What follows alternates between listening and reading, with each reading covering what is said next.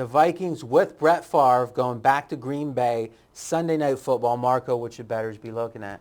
Coming into this season, Green Bay was many people's favorite, including me, to go to the Super Bowl.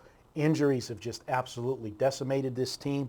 I thought this was going to be the game at the beginning of the season that Aaron Rodgers finally got that monkey off his back and beat Brett Favre, but it's not going to happen. He's going to have to wait till later in the season. Brett Favre's going to beat him again. All right, so what's the most recent line on this baby? I've got the game at Green Bay minus 2.5, and the total's 44. See, that's what throws me is I would have, I'm seeing the game open 3. I would have liked the Vikings at 3. In fact, specifically, Vegas has been really backing the Vikings throughout this year, even during their bad performances. ESPN has them 17th, the Vikings. Vegas has them 5th. The 5th best team in the country or in the NFL. I'm not sure I disagree with that 5. But my question is, if that is true, what is Green Bay right now, and is it worth coming off that 3? Meaning, is Green Bay, if Green Bay was maybe 12th or 13th, then you could make the case, okay, 5th versus 12th, that's where the half point comes in. Where would you put Green Bay amongst the 32 teams right now? With their current injury situation? Well, with the current injury information, they're absolutely a middle-of-the-run team, in my opinion. Really? So like half the teams in the league would be favored on a neutral over them? I'd say I'd put them 12. All right, so then the 2.5 does make sense. Okay, so really this sounds like for you a pure value play, is you're saying the public's not properly considering the injuries, though they are considering them. Because let's be honest, early in the year, this line would have probably been 3.5. I mean, Green Bay, the Vikings were like 19-1 to win the Super Bowl entering the year, and Green Bay was like 8-1. Right. So this line would have at least been 3.5 entering the year. Now it's 2.5, but you're saying that 1 point isn't even enough to adjust for those Green Bay injuries. This one, I'm looking at it fundamentally wise. The Packers are not going to be able to protect Rodgers. The offensive line is just not giving him any protection. This Minnesota defense is good, and they will shut down Green Bay. What I like is Minnesota, I expect a big game out of Adrian Peterson. If Favre can put his ego aside and try not to do too much in this game, which is going to be tough for him going back into Green Bay. We know how Favre is. But if he doesn't make the mistakes and try to throw into double coverage like he likes to do, they can win this game with Adrian Peterson pounding the rock and Favre doing just what's necessary to win. Fundamentally, Minnesota's a better team at this point in time. So does Rodgers, Rodgers has been taking some heat for losing close games. Colin Cowherd's been killing him.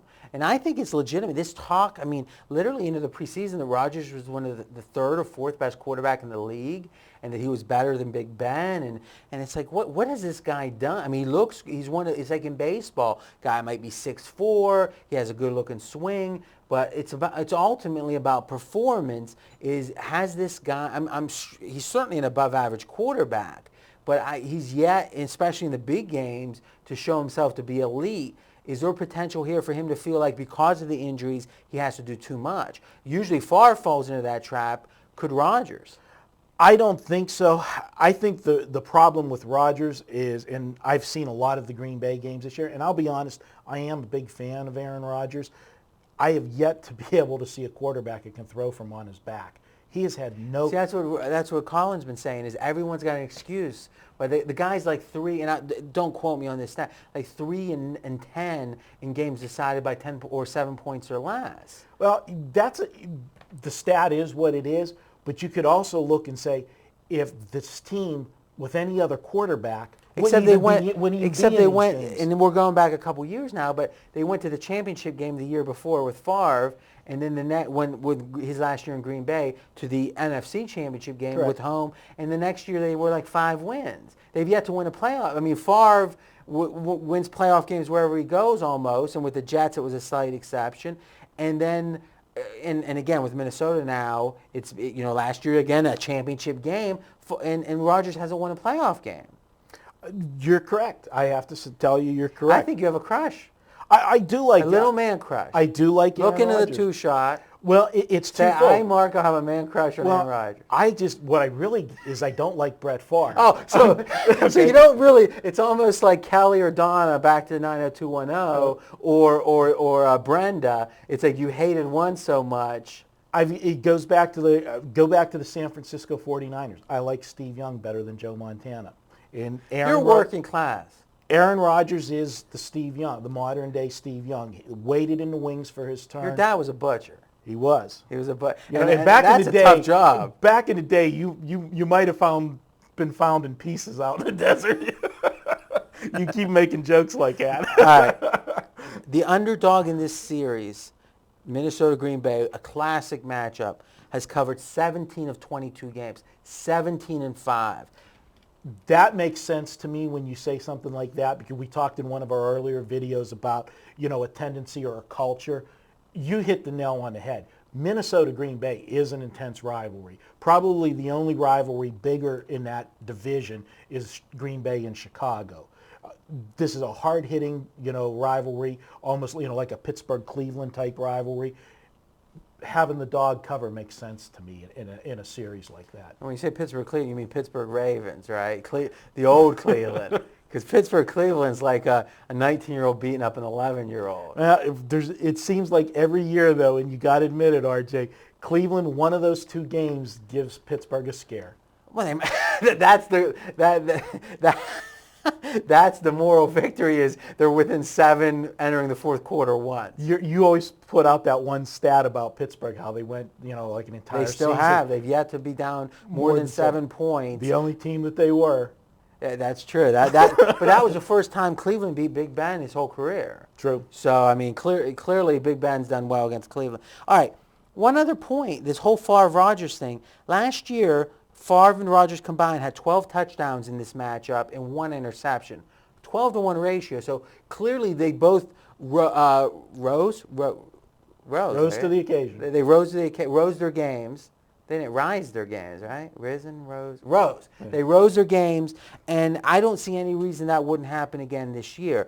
Here's the one thing, before you give your official projection, that causes me to pause a little bit. The Vikings just aren't a good road team. And I think what's happened in the NFL is there's been such a diminishment of home field advantage in most stadiums. And what happens is, think about it, if the home field is less at New England, let's say, and that's something Bill Simmons talks about, is New England's new stadium is nowhere near the home field the old one used to be. Okay. Road teams are going to look better relatively. Not so much that they're traveling better, it's just whatever that advantage used to be is no longer there. So the whole idea of -3 at home and -3 on the road, maybe it starts to narrow a little bit, or +3 on the road. Maybe it starts to narrow a little bit now, where it's not a 6-point disparity. If that is the case, which I kind of think it is across the league, Minnesota has maybe the number one home field, if not one of the top 3 or 4 home fields left in Minnesota, which actually makes it where they're going to look like a better team because they do have that dominant home. And really on the road, they're 1-5 ATS last 6. This isn't a very good road team, and I think that effect of the Metrodome actually makes it where you don't really get a sense of it as much because they were playing so much better at home in a way that typically, because of the lack of home field, the other teams that play so well, last year Minnesota was what? Were they 12-4 or 13? You might think, well, that's just a good team, but really, if they're that good at home, their road wasn't that good. 5-3 or whatever. I just think they're a weak road team, which makes me worried getting less than a field goal. It's a good point, but I'll counterpunch you with 2 of their road games this year.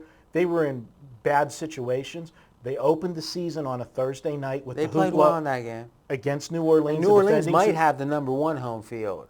Defending Super Bowl champ, all that extra excitement for that opening game. And then they played on the road on a Monday night in a rainstorm at the Jets, where that final score is totally misleading because they ran a pick 6 back in the final minute. They had a drive down by 2 to win the game. So it's a situation that they really haven't looked as bad as the final scores might indicate. Give us your official projection. I've got, and it really pains me because I don't like Brett Favre, Minnesota 23-21. All right, now it's your turn to continue the conversation with Marco and me in the comments section. And next up, we're going to talk about my weekly best bet off my Game of the Year winner last week. And guess what? It's a Cowboy game, Monday Night Football next.